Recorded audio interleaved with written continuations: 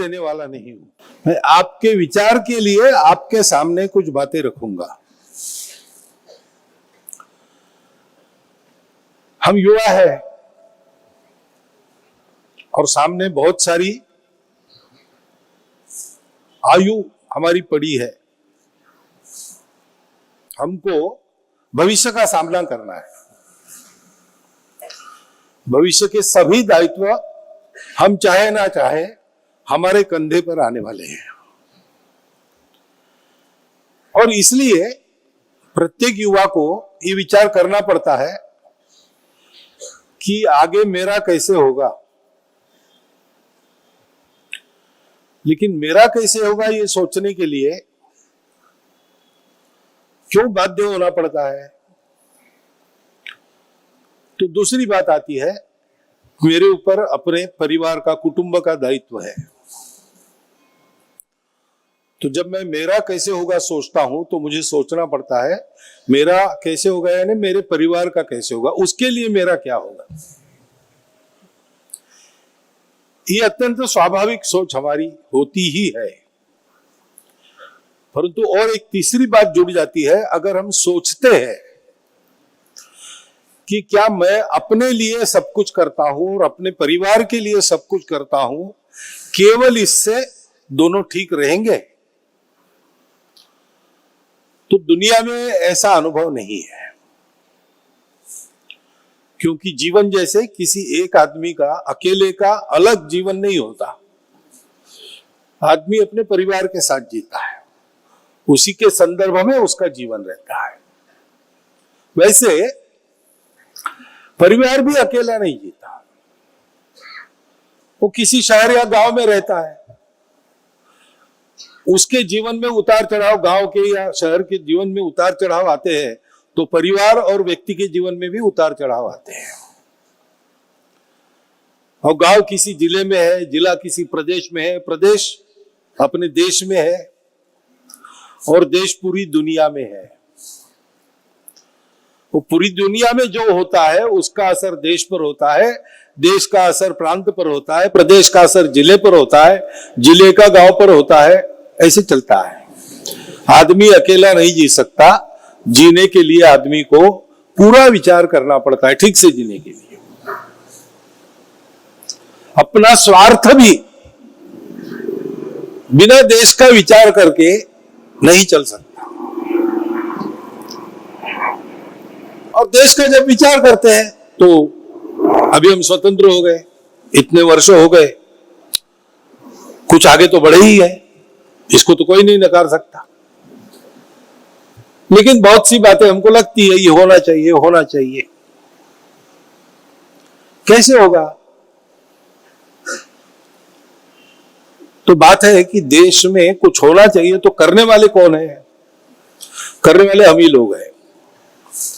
हम में से प्रत्येक नहीं होगा, लेकिन जिनको हम भेजते हैं कुछ करने के लिए वो है, वो भी हमसे ही आते हैं।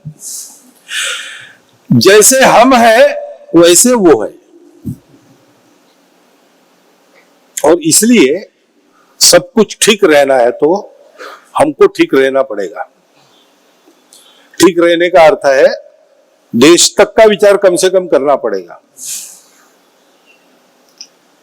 दूसरा अर्थ है कि उसके लिए मुझे लायक बनना पड़ेगा। तो लायक बनना यानी क्या?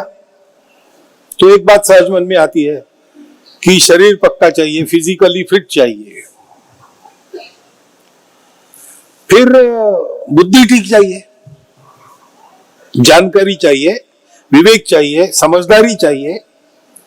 बुद्धि ठीक रही तो सब ठीक होता है, गलत बुद्धि से आदमी फंस जाता है। बुद्धि ठीक नहीं रही तो चलता आया हुआ भाग्य भी आदमी को प्राप्त नहीं हुआ। ऐसा कहते एक किस्सा कि शिवजी और पार्वती जी बात कर रहे थे। पार्वती जी ने कहा कि आपका एक भक्त है, पृथ्वी पर है, बहुत गरीब है, बहुत दिन से आपकी भक्ति करता है, उसका आपने कुछ भला नहीं किया। तो शिव ने कहा कि देवी ऐसा है कि उसका भला करने में जाऊं तो भी उसके पूर्व कर्म के कारण जो उसका भाग्य बना है उसमें इस जन्म में उसका भला नहीं है, मैं करूं तो भी उसको मिलेगा नहीं। पार्वती जी ने कहा कैसे? तो चलो, लेके गए। तो उस समय वो भक्त एक जंगल की रास्ते से छोटी सी पगडंडी से जा रहा था। तो शिव जी ने कहा, देखो, उन्होंने सोने की मुद्राएं भरकर एक थैली बिल्कुल वो जिस पगडंडी पे जा रहा था उस रास्ते में बीच में रख दी। थोड़ा दूर था, अब आएगा, तो रास्ते से ही चल रहा है, पगडंडी से तो मिलेगी वो थैली उसको।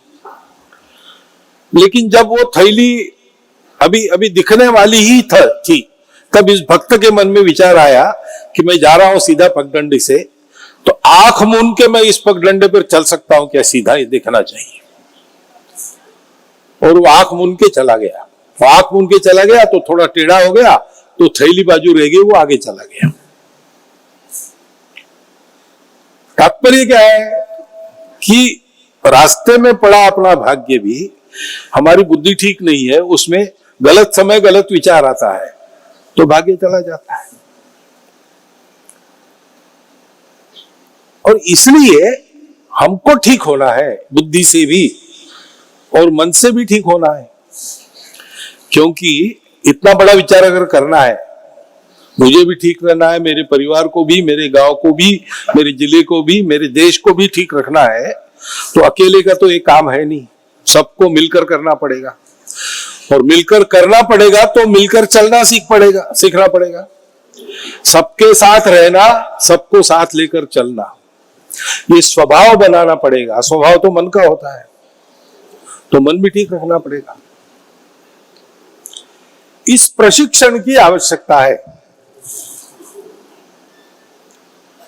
अपना राष्ट्रीय स्वयंसेवक संघ जो है वो इस प्रशिक्षण को देता है।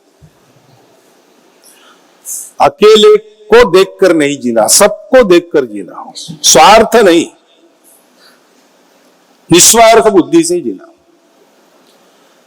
और निस्वार्थ बुद्धि से जीना यानी अपना सब कुछ खोकर बाकी लोगों, ऐसा नहीं, अपना भी भला हो, सबका भला हो, लेकिन अपना भला आखिरी में, पहले देश,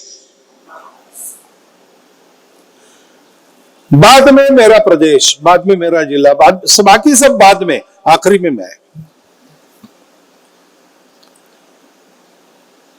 अब ये काम शुरू करने की आवश्यकता क्यों पड़ी? क्या ये देशभक्ति वाली बात करने वाला संघ पहला है? बिल्कुल नहीं। देशभक्ति तो हमारे देश की परंपरा है। चाणक्य ने जब देखा कि हम लोग बहुत अच्छे लोग हैं, शूरवीर पराक्रमी भी है, वैभव संपन्न भी है, लेकिन हमारे हृदय में देशभक्ति नहीं है, क्योंकि पहले से आवश्यकता नहीं थी। अपना देश दुनिया का सबसे बलशाली देश था, उसको किसी ने तब तक जीता नहीं था, समृद्ध देश था और सुरक्षित देश था प्राकृतिक दृष्टि से। चारों ओर ऊंचे ऊंचे पहाड़, शेष बची सीमा के लगा सागर, तो बाहर से कौन आएगा उन जमाने में? बड़ा मुश्किल था। अंदर भरपूर था, जमीन भरपूर देती थी, इसलिए अंदर भी कोई झगड़ा झंझट की बात नहीं थी। और इसलिए हम लोगों में कोई आक्रमण करेगा तो उससे लड़ो, ये अवेयरनेस ही नहीं आया। स्वार्थ की झंझट भी हमारे यहां नहीं थी, लेकिन हम लोग अपना अपना जीते थे, क्योंकि किसी को बहुत ज्यादा सहायता की आवश्यकता नहीं रहती थी। इससे चलते थोड़ा ऐसा देखा हमने कि शकहूण कुषाण यवन आए, सिकंदर आया, कितना दूर से आया, बहुत मुट्ठी भर, हमारे जनसंख्या की तुलना में मुट्ठी भर संख्या थी उनकी, और हमसे बहुत गया बीता था, हम श्रेष्ठ थे सभी बातों में, फिर भी उसने हमको जीत लिया। ये बार बार हुआ है। जब चाणक्य ने ये देखा तब उसने देश संगठित करने का प्रयास किया। आधा देश तो हो ही गया, उस संकट टल गया, लेकिन चाणक्य ने उस समय एक बात कही जो हमारे मन में पक्की है, सबके मन में पक्की है, कोई अपवाद नहीं। कि मैं केवल संघ वालों की बात नहीं कर रहा हूं, अपने देश के 142 करोड़ लोग हैं हमारे नेताओं से ही, सबके मन में एक बात पक्की है, भारत गुलाम नहीं होगा। चाणक्य ने कहा था, न त्वे वार्यस्य दास्य भावः। हम सुसंस्कृत लोग हैं, हम किसी की दासता नहीं करेंगे। और इसलिए ये देखा गया है कि जब जब ऐसा संकट आता है तब तक हम लोग जागरूक होते हैं, सब भूलकर जो विदेशी आया है उसके पीछे पड़ते, उसको खदेड़ देते हैं। ऐसा ही हुआ था अंग्रेजों के आने के बाद भी। अंग्रेजों का तो पहला आक्रमण नहीं था, शक, हूण, कुषाण, यवन, ऐसा करते करते इस्लाम का आक्रमण आया, उसके बाद ब्रिटिश आए। तो 1857 में उसके खिलाफ संग्राम हुआ, पहला स्वातंत्र्य युद्ध उस समय का। लेकिन दुर्भाग्य से हम लोग हार गए। तब अपने देश के विचारक लोगों के मन में बात आई कि हम क्यों हारे, हमको अपने देश में हारना नहीं चाहिए था। संख्या से हम ज्यादा थे, हमारे राजा थे, हमारी सेनाएं थी, लेकिन मुट्ठी भर अंग्रेज दूर से आके हमारे देश में हम पर राज करते हैं और हमको हरा देते हैं। ये क्यों होता है? ऐसा जब विचार हमारे नेताओं ने उस समय की किया तो उसमें से 4 प्रयत्नों की धाराएं चली। पहला प्रयत्न था, वो लोग कहते थे कि भाई अभी हारे तो क्या हुआ, फिर एक बार लड़ेंगे। रास्ता तो यही है, हाथ में शस्त्र उठाओ, अंग्रेजों को मारो, मारो फिरंगी को, फिर करेंगे। सेना बनाकर अब नहीं कर सकते, राजा कोई रहा नहीं अपना, तो ठीक है, क्रांतिकारकों के दल बनाएंगे। गदर नाम से पहले, बाद में अनुशीलन समिति के नाम से, हिंदुस्तान सोशलिस्ट रिपब्लिकन आर्मी के नाम से ये जो धारा चली क्रांतिकार्य की, वो सुभाष बाबू का 1945 में विश्व के पटल से अंतर्धान होने के बाद ही समाप्त हुई। उसके बाद हम स्वतंत्र हो गए, उस धारा का प्रयोजन नहीं रहा। लेकिन जब तक चली, उस धारा ने हमको कई दैदीप्यमान चरित्र दिए, जिनका स्मरण आज भी हम करते हैं, जिनके स्मरण से आज भी हमको प्रेरणा मिलती है, हमारा जीवन शुद्ध होता है। लेकिन कुछ लोग थे, उन्होंने सोचा कि ये सशस्त्र संघर्ष से काम होने वाला नहीं है। हमारे देश में लड़ने वाले लोग तो है, वो लड़ते रहते हैं और सामान्य समाज सोते रहता है, उसका समर्थन नहीं होता, विरोध नहीं होता, लेकिन सहयोग नहीं होता। अंग्रेज एक अंग्रेज है तो उसके पीछे पूरा ब्रिटिश समाज है। तो हमको अपने समाज को राजनीतिक दृष्टि से जागरूक करना पड़ेगा। और इसलिए अंग्रेजों ने एक पार्टी बनाई थी सेफ्टी वॉल के नाते, इंडियन कांग्रेस। उसको हमारे नेताओं ने अपने हाथ ले लिया और उसको अपने स्वतंत्रता की लड़ाई का हथियार बनाया। और उसके नेतृत्व में भारत में बहुत बड़ी राजनीतिक जागृति हुई। क्रांतिकारकों के प्रयास चल रहे थे, कानूनन अर्जी वर्जी करके अधिकार दिलाने के प्रयास वो भी चल रहे थे। उसके साथ साथ ये राजनीतिक जागृति जुट गई, बहुत बड़े आंदोलन हुए, उसके बाद हमको स्वतंत्रता मिली। ये धारा ऐसी ही चलती रहती तो आज देश का चित्र कुछ अलग रहा, लेकिन वो वैसी नहीं चली, वो अपने पथ से भ्रष्ट हो गई। इसलिए राजनीति के नाम पर आज जो चलता है वो आप देख रहे हो, वो उस समय वैसा नहीं था, क्योंकि स्वार्थ, लालच, ये सब आ गया।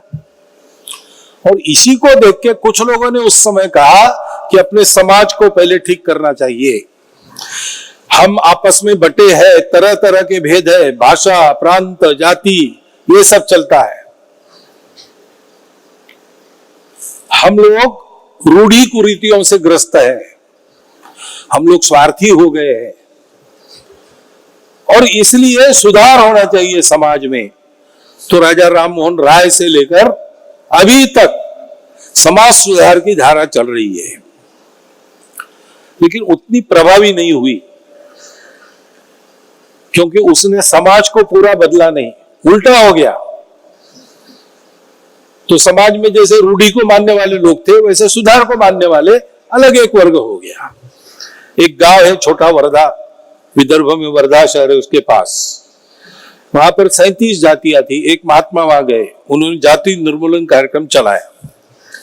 तो 37 जातियां तो आज भी है, वो गई नहीं, लेकिन जाति जानी चाहिए ऐसा मानने वालों की 38वीं जाति वहां है। ये हालत हो गई। सुधार के प्रयास हमारी विशाल समाज में द्वीप जैसे अलग थलग रह गए। और तीसरी धारा, चौथी धारा थी जो कहती थी कि हम अपने मूल को भूल गए, हम कौन है भूल गए, इसलिए हमारा कौन है, पराया कौन है, ये बोध हमारा चला गया। अपने लोगों की उपेक्षा के कारण हमारा समाज बलहीन हो गया। इसलिए पहले हम कौन है याद करो, मूल पर वापस चलो।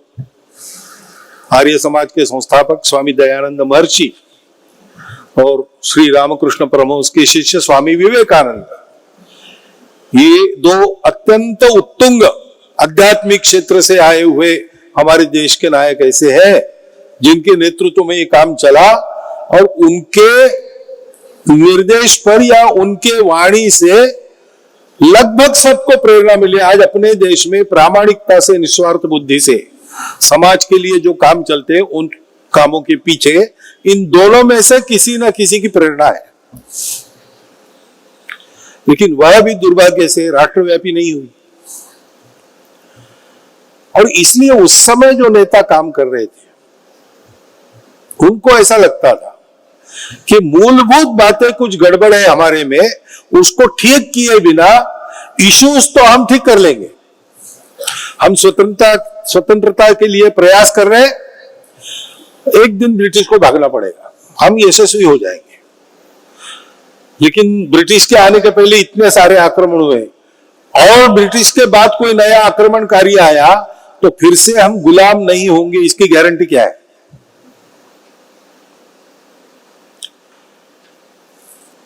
बार बार ये होता है, हम सावधान नहीं होते क्योंकि हम सोए, हमको जगाना चाहिए, हमारे कुछ दोष है उनको निकालना चाहिए, किसी न किसी को ये करना चाहिए।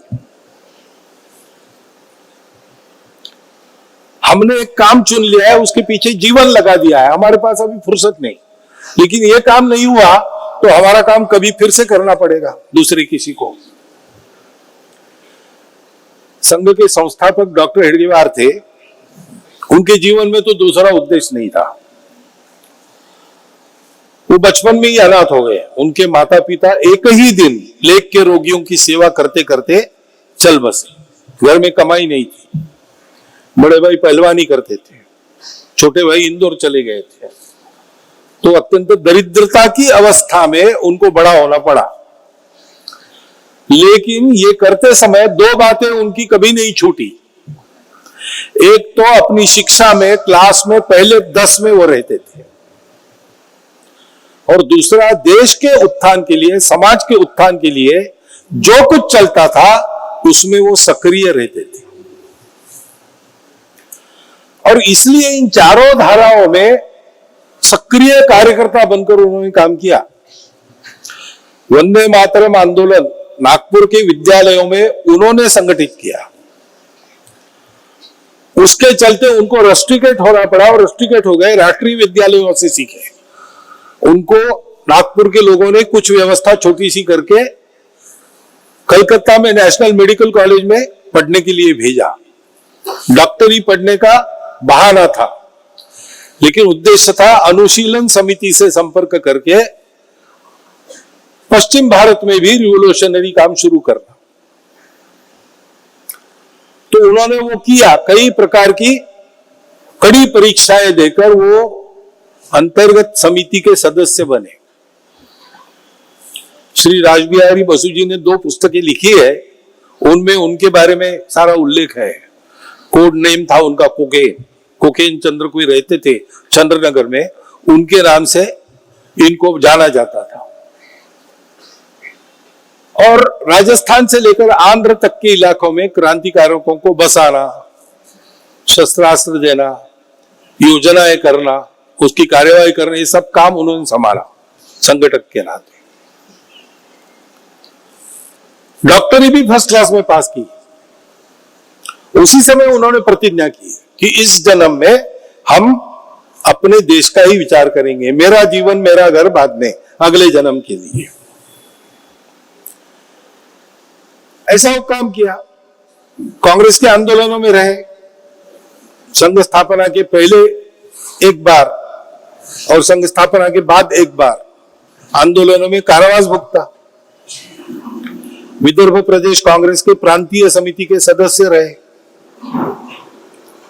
1920 में कांग्रेस अधिवेशन नागपुर में हुआ, उसके व्यवस्था का भार उन्होंने संभाला। राजनीतिक क्षेत्र में भी सक्रिय थे, समाज सुधार के भी अनेक काम वो करते थे। उनके जीवन में डॉक्टर बनने के बाद भी प्रैक्टिस ना करते हुए उन्होंने देश को ही अपना आराध्य माना और उसी के लिए सारा समय लगाते थे। एक पैसा कमाया नहीं। मजले भैया वापस आ गए थे इंदौर से, थोड़ी बहुत पौरोहित्य से कमाई होती थी, उसमें घर चलता था, उसमें इनका भी थोड़ा बहुत चल जाता। लेकिन ये सब करते समय उनकी चर्चाएं हुई लोकमान्य तिलक जी से, महात्मा जी से, देश गौरव सुभाष चंद्र बोस जी से, मदन मोहन मालवीय, भगत सिंह, राजगुरु, सावरकर जी, डॉक्टर बाबा साहब आम्बेडकर, इनसे चर्चाएं हुई। तब उनको ध्यान में आया कि मैं ये कर रहा हूं, मेरा जो अनुभव है वही अनुभव इनका है, और सबको लगता है कि अपने समाज को ठीक किए बिना हम जो कर रहे हैं वो पूरा होगा नहीं। तो उन्होंने सोचा कि ठीक है, फिर सब बड़े बड़े लोग अपने देश की कई समस्याओं में लग गए उसको सुलझाने के लिए, तो मैं किसी को फुर्सत नहीं, इसलिए जो काम पड़ा है, लेकिन जो होने से सबकी इच्छा पूरी होगी, उस काम को कैसे करना मैं देखता हूं। उन्होंने प्रयोग करके 8-10 साल बाद में संघ को घोषित किया कि संघ स्थापना हुई। डॉक्टर हेडगेवार ज्वलंत देशभक्त थे। 1920 के असहयोग आंदोलन में उनको कारावास हुआ, गांव गांव गए, भाषण दिए, बड़े ज्वालाग्राही भाषण थे। तो उन पर सेडिशन का आरोप लगा, राजद्रोह का आरोप लगा और कोर्ट में खड़े हो गए। उस समय यह पद्धति थी, आंदोलन वाले बचाव नहीं करते थे, जो सजा होगी भुगत लेना। इन्होंने कहा मैं अपना बचाव करूंगा, बचाव के लिए नहीं करूंगा, उस बहाने मुझे और एक भाषण का मौका मिलेगा। और उस समय कोर्ट में पत्रकार बुलाते थे, आते थे। तो उन्होंने भाषण किया। भाषण कहां से शुरू किया? उन्होंने कहा मुझे पहले ये बताइए न्यायमूर्ति महोदय, आप न्याय करने बैठे हैं, किस कानून के तहत ब्रिटिशों को यह अधिकार है कि वो इंग्लैंड से आके यहां पर राज्य करें? स्वतंत्रता तो प्रत्येक व्यक्ति का मूलभूत अधिकार है, और किस कानून के तहत आप उस अधिकार को रद्द कर रहे हो? ये अधिकार नहीं है, इसलिए अंग्रेजों का राज्य इल्लीगल है, इसलिए आपका कोर्ट भी इल्लीगल है। मैं आपके न्याय को नहीं मानता हूं, आप कैसे मुझे सजा देंगे? मैंने तो लोगों को उनके मूलभूत अधिकार बताया, स्वतंत्र होना, और कैसे अधिकार को प्राप्त करना ये बताया। ये मेरा कर्तव्य है, तो मैं आपके राज्य को ही मानता नहीं हूं। तो न्यायाधीश ने उनको सजा जैसे समय रिमार्क लिखा कि इनके जिन भाषणों के कारण इन पर आरोप लगा है, उससे ज्यादा इनका ये जो भाषण है बचाव का, वो ज्यादा राजद्रोही है, ऐसा रिमार्क दिया। ऐसे होते,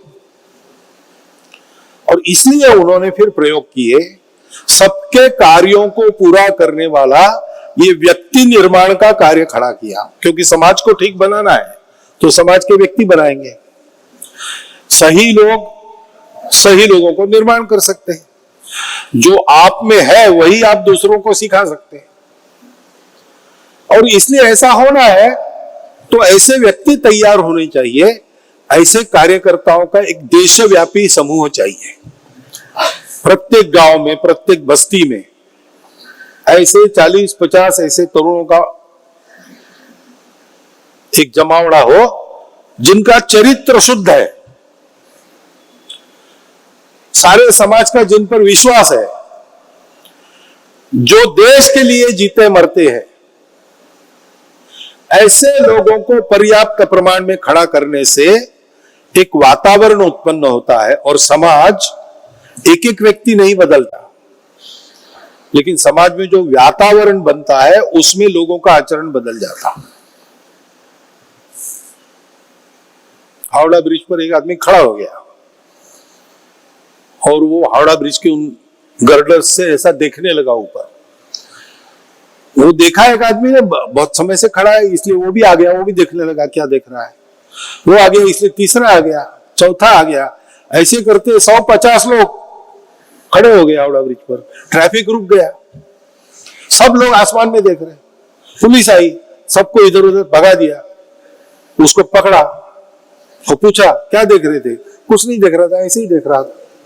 दूसरे को पूछा तुम क्या देख रहे थे? मुझे पता नहीं, ये देख रहा था इसलिए मैं देख रहा था। समाज ऐसे करता है।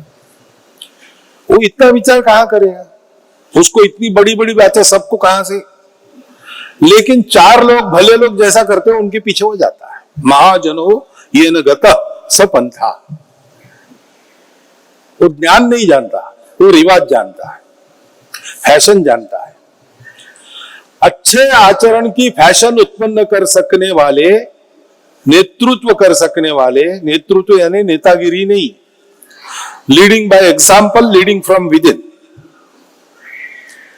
ऐसे लोगों को रविन्द्रनाथ ठाकुर जी ने नाम दिया है स्वदेशी समाज नाम के उनके प्रबंध में, नायक। ऐसे नायक हर जगह उपलब्ध हो तो वातावरण बनेगा, उस वातावरण में समाज का आचरण बदलेगा। ये जो मनुष्य को बनाने की मेथोडोलॉजी है, पद्धति है, वो उनका अपना नया आविष्कार है। बाकी सब पुराना है। बाकी सब अपने देश में चलता आ रहा था। अपने सब महापुरुषों ने जो बताया है सार रूप में उसी को लेकर विचार के नाते संघ के पास वही बात है। वो पुरानी है, चलती आई है, अपने देश की है और सबने मानी है। व्यक्ति निर्माण से समाज परिवर्तन, समाज परिवर्तन होने के बाद व्यवस्था में परिवर्तन होता है। नहीं तो बदली हुई व्यवस्था भी चल नहीं सकती अगर लोगों के मन में नहीं है तो। और इसलिए ऐसे समाज का मन बनने वाला, देश कार्य बनाने वाला देशव्यापी कार्यकर्ताओं का समूह तैयार करने का काम, उसका नाम है राष्ट्रीय स्वयंसेवक संघ। बाइबल में ऐसा कहते हैं, ईसा मसीह कहता है, I have come to fulfil not to destroy. संघ किसी तत्कालिक परिस्थिति की प्रतिक्रिया में या किसी के विरोध में नहीं बना। परिस्थिति आती, विरोध करना पड़ता था, हिंदू मार नहीं खाएगा ये देखना पड़ता था, लेकिन मन में कोई शत्रुता द्वेष नहीं था। समाज को ठीक करना है। इस देश का समाज हिंदू समाज कहलाता है। हिंदुस्तान है, हिंदुओं का देश है। परंपरा से हिंदू समाज यहां रहते आए हैं। वो समाज भारत के लिए उत्तरदायी समाज है। भारत का कुछ भला बुरा हो गया, दूसरे किसी को लोग नहीं पकड़ेंगे। हिंदू है तो जरूर पकड़ेंगे उसको।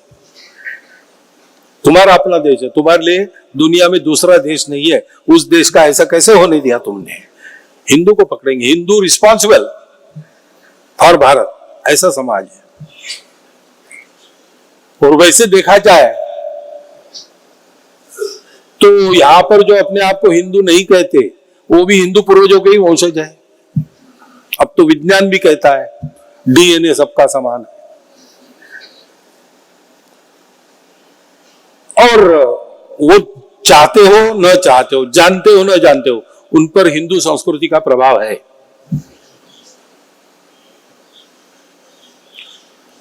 और भारत के सिवाय उनको भी गति नहीं है।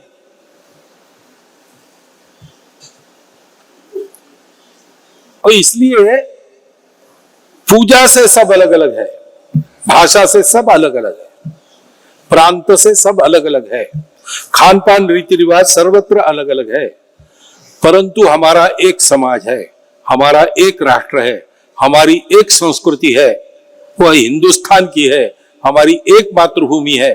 और ये सब आजकल हिंदू कहा जाता है। अनेक नाम हुए इसके, लेकिन आज सबके समझ में आने वाला नाम है हिंदू। अब किसी परीक्षा में आपको 4 प्रश्न आए और आपको उसका उत्तर देना है, तो पहले सरल प्रश्न को छुड़ाएंगे। अभी अपने यहां पर हिंदू तो सब है, लेकिन 4 प्रकार है। पहला, आप जैसे लोग हैं जो कहते हैं हम हिंदू है, गर्व से कहो हम हिंदू है। दूसरा प्रकार है जो कहते हैं हाँ भाई हम हिंदू है, लेकिन क्या गर्व करना, दुनिया में होते हैं सब प्रकार के लोग, हम हिंदू है, हिंदू रहेंगे भी, गर्व क्या करना। तीसरा प्रकार कहते हैं कि हाँ हम भी हिंदू है, लेकिन जरा धीरे बोलो, 4 लोगों में नहीं बोलते हम हिंदू है, कोई स्वार्थ है जिसके कारण। और चौथा प्रकार है जो भूल गए, उनको भुला दिया गया और वो भूले रहे, इसकी व्यवस्था की जाती है। हमेशा अलगाव पालते रहे, हमेशा कट्टर बनते रहे। तो संपूर्ण हिंदू समाज का संगठन करो। जो अपने आप को हिंदू कहते हैं पहले उनको संगठित करो, बाकी स्वार्थी लोगों को बाद में याद आ जाएगा। एक जब ताकत बन गई हिंदू संगठन की, तो हमने देखा कि जो हिंदुत्व का विरोध करते थे वो भी जाते थे कुंभ में जाकर डुबकी लगा के कुछ सेल्फी वोल्फी निकालते थे, क्योंकि अब वातावरण बन गया तो उनको भी स्वार्थ के आगे होकर थोड़ा कहने को मोहलत हो गई। तो पहले जो हिंदू अपने आप को कहता है वो संगठित होना चाहिए, उसको बल संपन्न होना चाहिए, कुछ करने की ताकत रखनी चाहिए, उसके चलते सबको याद आ जाएगा कोई हिंदू नहीं है। सब इस राष्ट्र के, राष्ट्र सबका एक है, हिंदू राष्ट्र है, हिंदुस्तान है, संस्कृति हिंदू संस्कृति है, समाज हिंदू समाज है। हिंदू समाज में तो कोई शर्त नहीं है अमुक की पूजा करो नहीं तो आप हिंदू नहीं, ऐसा तो है नहीं। हिंदू का कोई एक देवता नहीं, एक ग्रंथ नहीं, एक संत आचार्य नहीं है, अनेक है। जाकी रहे भावना जैसी, प्रभु मुहूर्त तिन देखी तैसी। और इसलिए हम हिंदू है, जैसे है वैसे है, लेकिन हिंदू है। क्यों? क्योंकि हम भारत माता के पुत्र हैं। भारत की भक्ति जिसके हृदय में नहीं है वो हिंदू नहीं है। हमारी संस्कृति है, विशिष्ट संस्कृति है, दुनिया में 7 संस्कृति विश्व धारा ऐसा जिसको कहा जाता है, पूरे विश्व के लिए मानवीय संस्कृति है। वो पर्यावरण को साथ लेके चलती है, उसका पर्यावरण से कभी विरोध नहीं हुआ। वो हर जगह पवित्रता देखती है, हर जगह अपनत्व देखती है, सब विविधताओं का स्वीकार और सम्मान करने वाली ऐसी हमारी एकमात्र विशिष्ट संस्कृति है जो भारतीय संस्कृति, हिंदू संस्कृति कही जाती है। उस संस्कृति को मानकर चलना है, नहीं तो हम हिंदू नहीं है। और हमको उन पूर्वजों को याद रखना है जिन्होंने इस संस्कृति और इस देश के लिए अपना जीवन बिताया, उसके लिए मरे, उसके लिए परिश्रम किया। वो हमारे गौरव है, वो हमारी गौरव है। इस देश पर आक्रमण करने वालों से हमारा नाता नहीं है, भले ही उनकी हमारी पूजा एक होगी, पूजा हमारी कुछ भी हो। हम डॉक्टर अब्दुल कलाम जैसे, पूजा इस्लाम बाहर से आया लेकिन देश के लिए काम किया।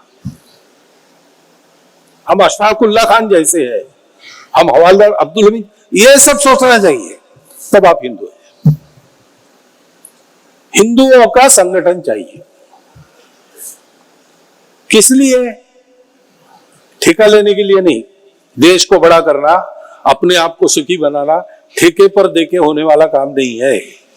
जिसका है उसको करना पड़ता है, इसलिए पूरे समाज को करना पड़ेगा, समाज को उसके लिए योग्य बनाना पड़ेगा।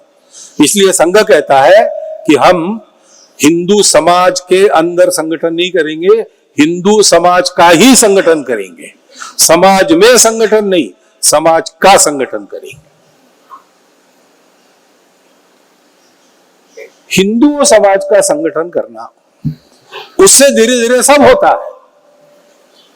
और कार्य पद्धति सर पूरे समाज को संगठित करना है तो सब कर सके ऐसा कुछ कार्यक्रम देना पड़ेगा। तो बहुत सारे कार्यक्रम है। 1 घंटा शाखा में आओ, बाकी सब बाहर भूलो, राजनीति को भूल जाओ, लड़ाई झगड़े को भूल जाओ, महंगाई वगैरह सबको भूल जाओ। 1 घंटा केवल भारत को याद करो, मातृभूमि की याद करो, अपने महापुरुष पूर्वजों को याद करो, भारत माता की भक्ति के गान गाओ, महापुरुषों की कहानियां सुनो। और जो आते हैं वो किस जाति के हैं, किस भाषा के हैं, किस प्रांत के हैं, कुछ मत देखो, उनके साथ मातृभूमि के मिट्टी में खेल खेल कर धन्य हो जाओ।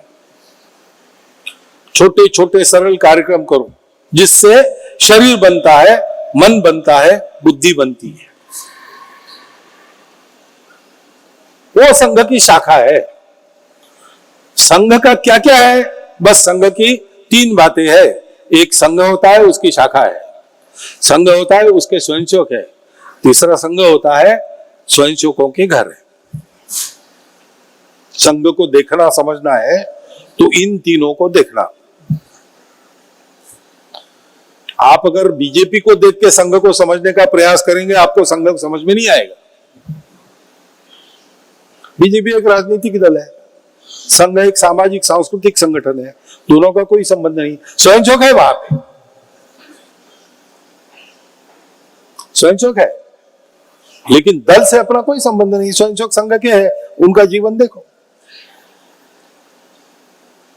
शाखा में आओ, ये जीवन बना कैसे? घर में जाओ, इस जीवन के कारण वातावरण कैसे बनता है? संघ की 3 ही बातें हैं, बाकी सब स्वयंसेवकों ने किया है।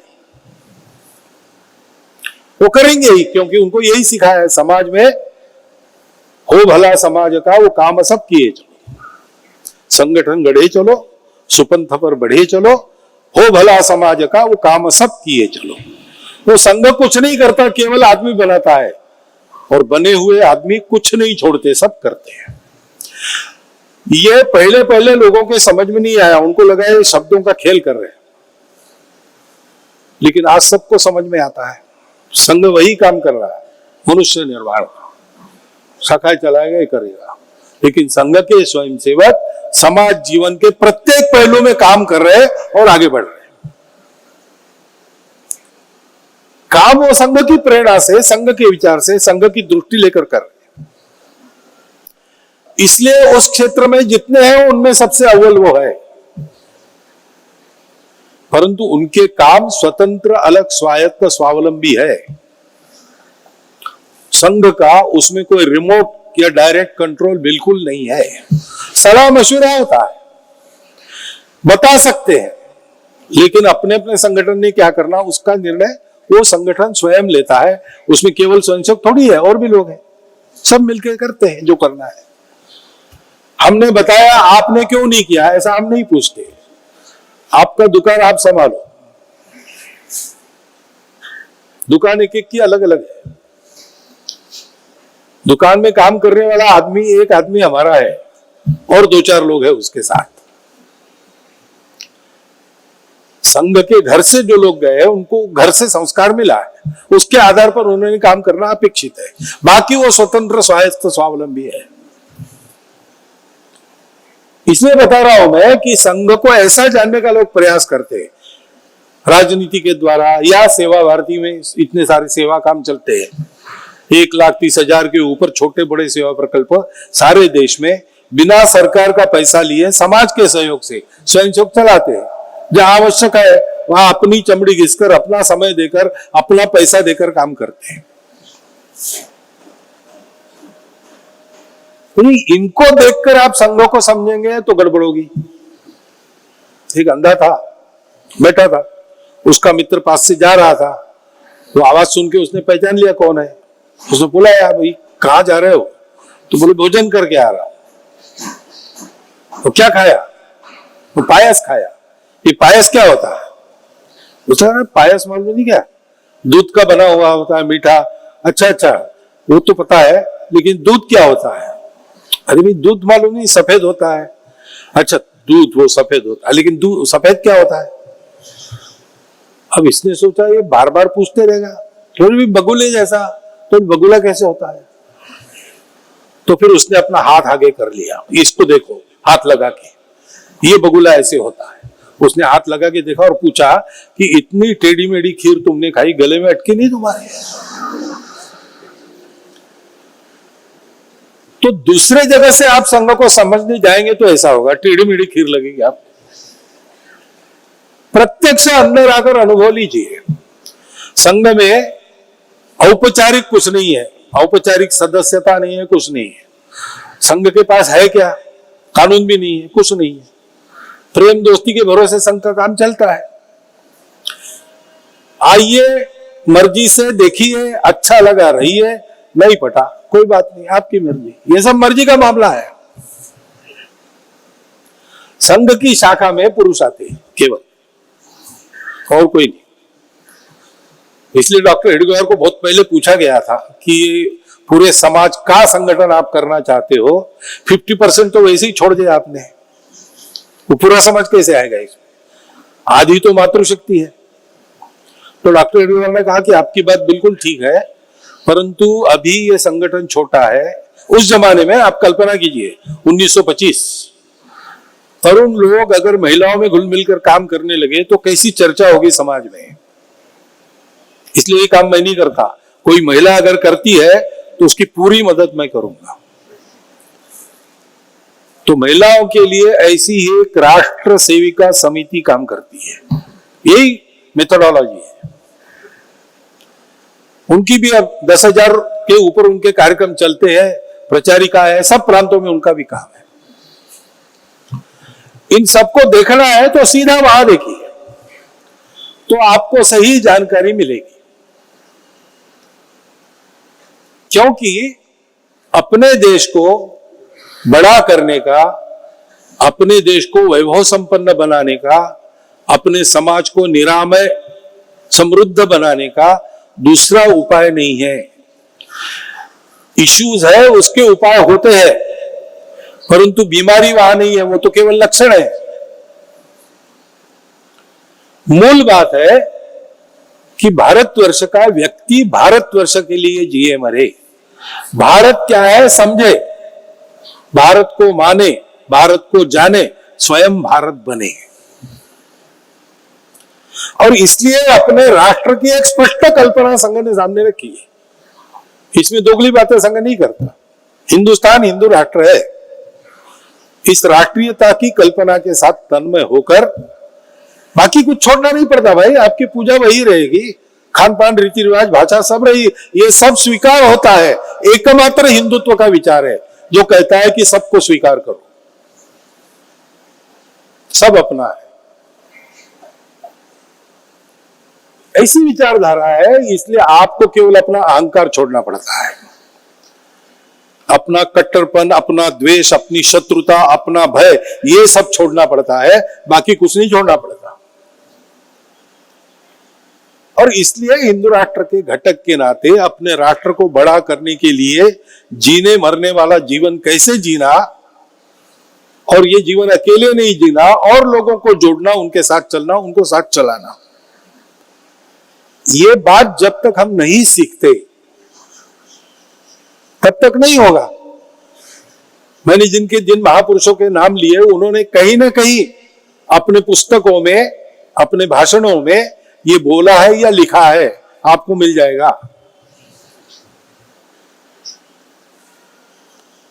आप पढ़ लीजिए, स्वदेशी समाज पढ़िए। 1918 में सुभाष बाबू ने जो लिख के दिया था, तरुणेर प्रश्न पढ़िए, हिंद स्वराज पढ़िए, सब लोगों का है। संघ तो सबके अनुभव से जो निचोड़ मिला, उस निचोड़ को जमीन पर उतारने के लिए चलने वाला काम है। और इसलिए यहां पर निजी स्वार्थ का कोई सवाल नहीं है। संघ में आने से हमको क्या मिलेगा, ऐसा मुझे पूछते लोग। मैं उनको बताता हूं, आपको कुछ नहीं मिलने वाला। जो आपके पास है वो भी चला जाएगा, हिम्मत है तो आओ, ये हिम्मत वालों का काम है, ये अपने स्वार्थ का काम नहीं है। प्रामाणिकता से, निस्वार्थ बुद्धि से, तन मन धन पूर्वक देश का काम करना, उसके लिए योग्य बनना, ये संघ का काम है। देश क्या है, भारत क्या है, राष्ट्र क्या है, संस्कृति क्या है, इसके बारे में एक स्पष्ट कल्पना मन में रखकर ये सब करना। 100 साल संघ इसी को कर रहा है। बहुत बहुत प्रकार के परिस्थिति में से हमको जाना पड़ा है। सब प्रांतों में एक साथ शुरू नहीं हुआ। नागपुर में 1925 में शुरू हुआ, लेकिन कहीं कहीं देर से शुरू हुआ, तो उतना आगे पीछे है, लेकिन समान है। पहले उपेक्षा, कोई पूछता नहीं, अरे ये क्या बच्चों के खेल खेल के राष्ट्र खड़ा करने की बात कर रहे हैं, बेकार की बात है, हिंदुत्व आउटडेटेड है, ऐसा है वैसा है। लेकिन उस उपेक्षा को झेलकर कार्यकर्ता आगे बढ़ता है, क्योंकि उसको अपने लिए कुछ पाना नहीं है। लोग हंसेंगे, चिढ़ाएंगे, लेकिन अपना क्या है, व्यक्तिगत मान अपमान के हम ऊपर है।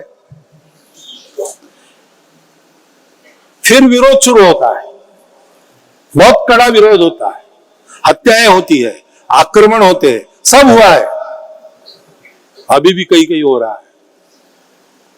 लेकिन कार्यकर्ता इसके कारण झुकता नहीं है, रुकता नहीं है, तो जैसी शक्ति है वैसा संघर्ष करके आगे बढ़ता है। ऐसा आगे बढ़ने के कारण आज बहुत से प्रांतों में अनुकूलता है, लोग स्तुति करते हैं, संघ का बचाव करने के लिए बिना बताए खड़े हो जाते हैं।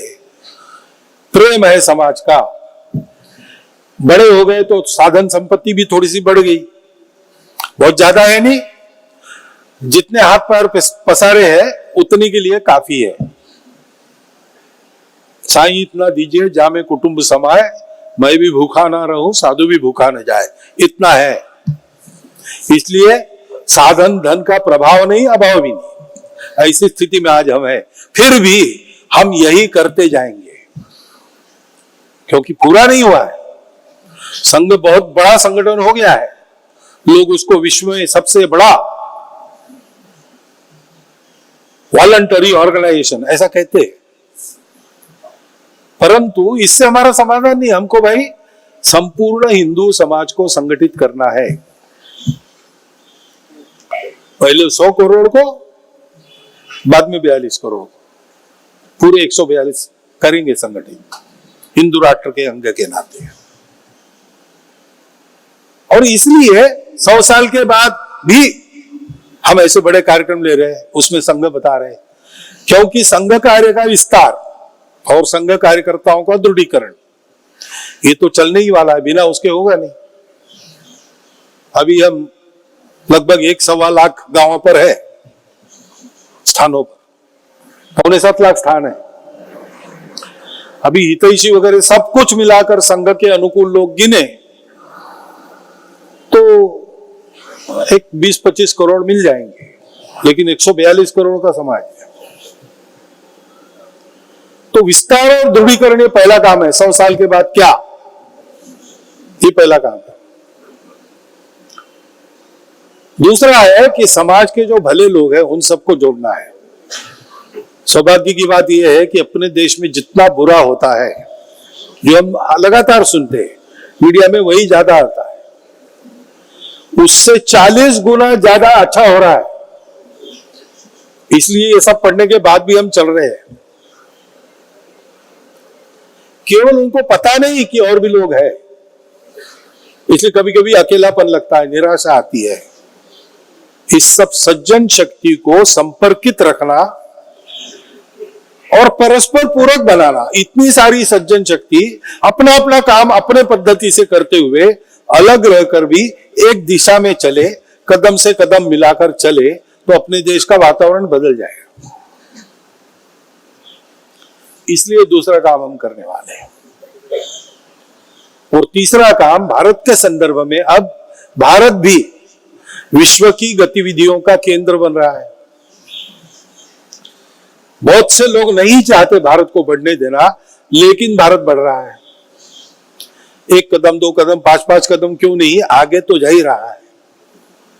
और अगला समय ऐसा है कि जहां विश्व को, भारत को मांगना ही पड़ेगा, भारत के सामने झुकना ही पड़ेगा, दूसरा उपाय नहीं है विश्व के पास। क्योंकि विश्व में विविधता संकट हो गई। तुम अलग हो तो फिर तुम अलग ही हो, तुम हमारे जैसे नहीं दिखते इसलिए तुम हमारे नहीं हो, ये विश्व मानता है। Unity is, uniformity is necessary for unity. हम ऐसा नहीं मानते हैं, हम विविधता में एकता को मानते हैं। हम कहते विविधता भी एकता का ही आविष्कार है। विश्व को जो उपाय चाहिए वो उपाय भारत से ही मिलने वाला है, अब उनके ध्यान में आ रहा है। और इसलिए अपने धर्म संस्कृति के बारे में, अपने समाज के बारे में, अपने देश के बारे में और लगे हाथ संघ के बारे में भी विश्व के लोग भी सही बात जाने, नैरेटिव पर न चले, ये हमको करना होगा। उसके लिए भी हम प्रयास करेंगे। और ये ऐसी शक्ति समाज की खड़ी हो गई तो उसके आधार पर समाज के आचरण में परिवर्तन लाने वाले कार्यक्रम, जैसे अभी हम चर्चा करते हैं पंच परिवर्तन की, 5 छोटी छोटी पहले है, इनिशिएटिव्स है, बहुत सरल है, कोई भी कर सकता है और अभी से कर सकता है। जैसे हम एक समाज की बात करते हैं, सारा समाज एक है, भाषण में तो है, कार्यक्रमों भी है, लेकिन मेरे जीवन में है क्या? तो मेरे अपने दायरे में जितने प्रकार के लोग हमारे समाज के हैं, उनमें प्रत्येक में मेरा मित्र है क्या? उनमें प्रत्येक में मेरे कुटुंब के मित्र कुटुंब है क्या? ये करने की बात है। और इसके लिए कुछ लगता नहीं पैसा वैसा, जाके दोस्ती करनी है, आना जाना, उठना बैठना, साथ खाना पीना रखना है, दिल से दिल को गले लगाना है, मन से भेद को हटाकर सबको अपनेपन की दृष्टि से देखना है। प्रत्यक्ष सामाजिक समरसता का भाषण नहीं देता हूं। मेरे मित्रों में सब प्रकार के हिंदू मेरे मित्र हैं, मेरे कुटुंब के व्यवहार में सब प्रकार के हिंदू कुटुंब मित्र कुटुंब है, ये करना है। और जहां ऐसे लोगों की एक प्रभावी स्थिति हो जाए, वहां समाज को समझा बुझा के कम से कम मंदिर, स्मशान और पानी सब हिंदुओं के लिए खुला होना चाहिए, ये करना है। दूसरा है कुटुंब प्रबोधन। अब हिंदू की बात तो करते हैं, लेकिन हिंदू में है क्या? हिंदू और सनातन क्या है? हिंदुइज्म है कि हिंदुत्व है? कई बातें आती है, नैरेटिव अपने दिमाग में कीड़ा डालने का काम सतत करते रहते हैं। इसके बारे में अगर संस्कार और जानकारी पहुंचनी है, संस्कृति के बारे में अगर पहुंचनी है, तो कैसे पहुंचती है? शिक्षा एक बहुत छोटा सा उपाय है। मुख्य है कुटुंब में प्रति पीढ़ी ये जानकारी बड़ों से छोटों के पास जाती है। केवल जानकारी नहीं जाती, प्रत्यक्ष आचरण देखते हैं। अपने कुटुंब में ये जानकारी छोटों के पास पहुंचे, उनकी आदत वैसी बने, इस प्रकार का वातावरण खड़ा करना, अपना आचरण खड़ा करना। इसलिए कुटुंब प्रबोधन, हफ्ते में एक दिन कुटुंब के सब लोग बैठे, श्रद्धानुसार भजन करे, भोजन करे और फिर इन बातों की चर्चा करे। मेरा कुल क्या है, मेरी कुलरीति क्या है, जो काल सुसंगत है मेरे घर में है कि नहीं, और प्रतिकूल जो है वो मैंने बाहर निकाला कि नहीं। चर्चा करना, हुक्म नहीं देना, निर्णय नहीं बताना, सहमति बने तब उसको लागू करना। ऐसे ही मेरा देश क्या है, उसकी परंपरा क्या है, उसके संस्कृति को, उसके मूल्यों को जो सुसंगत है मेरे घर में है कि नहीं, मेरे आचरण में है कि नहीं। जो नहीं है वो बाहर कैसे जाएगा, जो अच्छा है वो कैसे आएगा। चर्चा करना, सहमति बने वो लागू करना। और तीसरी महत्व की बात है, मैं रोज अपने लिए काम करता हूं, अपने लिए पैसा और समय खर्च करता हूं, अपने परिवार के लिए पैसा और समय खर्चा करता हूं। लेकिन परिवार और मैं, हम दोनों जिसके कारण स्थिर है, उस समाज के लिए रोज कितना समय देता हूं, रोज कितना खर्चा करता हूं या बाजू रखता हूं ताकि साल भर में एक बार कर दे। इसका विचार करना। सब लोग कुछ ना कुछ कर सकते, छोटा मोटा काम। किसी संस्था की आवश्यकता नहीं है तो अच्छी बात है, किसी प्रकल्प की आवश्यकता नहीं है तो अच्छी बात है, लेकिन कुछ ना हो तो भी मैं व्यक्तिगत तौर पे कर सकता हूं। व्यक्तिगत तौर पे एक दंपति ने तय किया, पति पत्नी, कि हमारी संतान नहीं होगी। जो अपने देश का अनाथ है, कोई भी किसी भी आयु का हो, जिसका कोई नहीं, वही हमारी संतान। और अपना घर नाम का काम उन्होंने शुरू किया। उनके अभी 51 से ऊपर केंद्र है।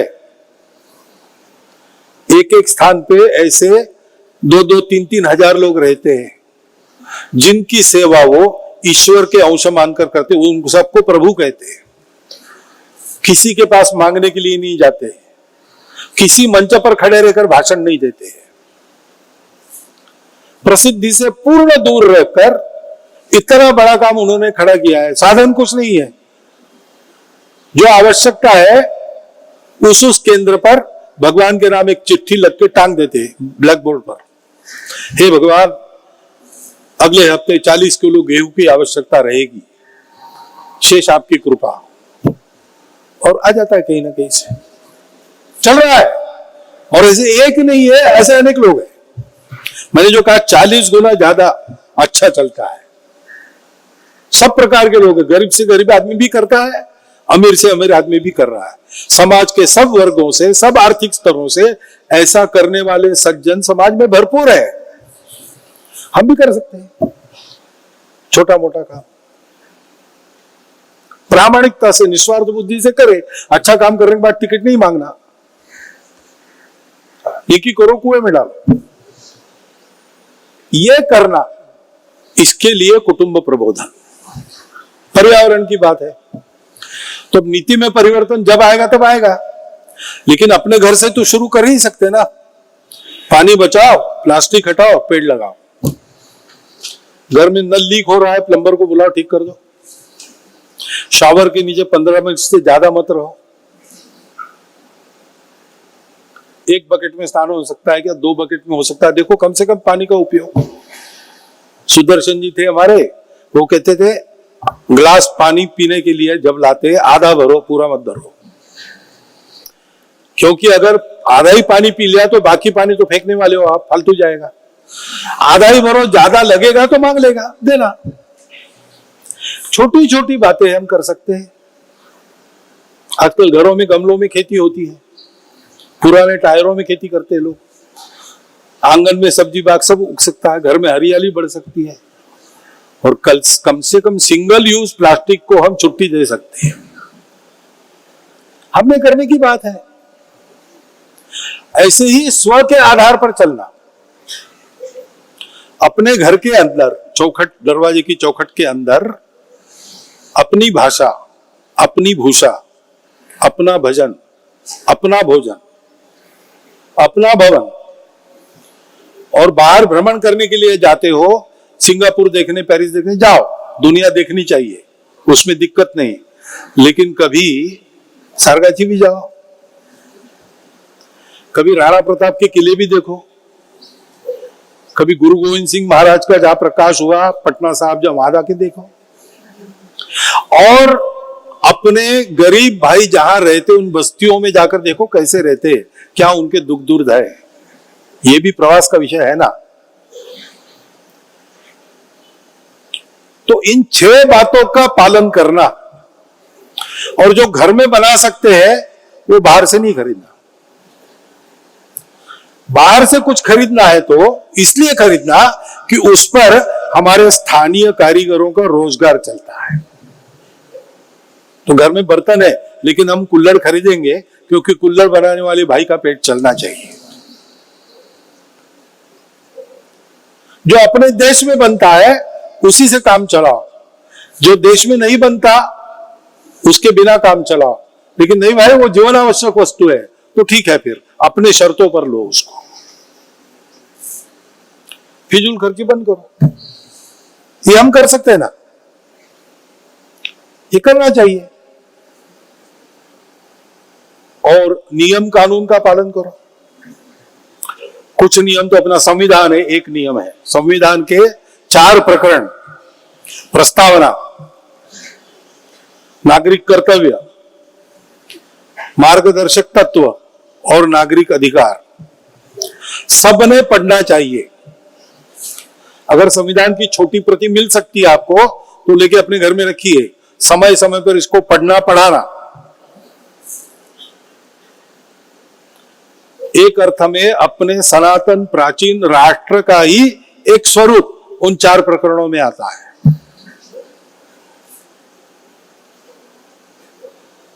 और उस फिर कानून बने, उसके आधार पर सख्त कानून पालन करके चलना। यहां सब जगह एक घोषणा आपको मिलती है, बीच बीच में डिवाइडर पर लगी होती है, ट्रक पर लगी होती है, ट्रैफिक आइन में नहीं चलो,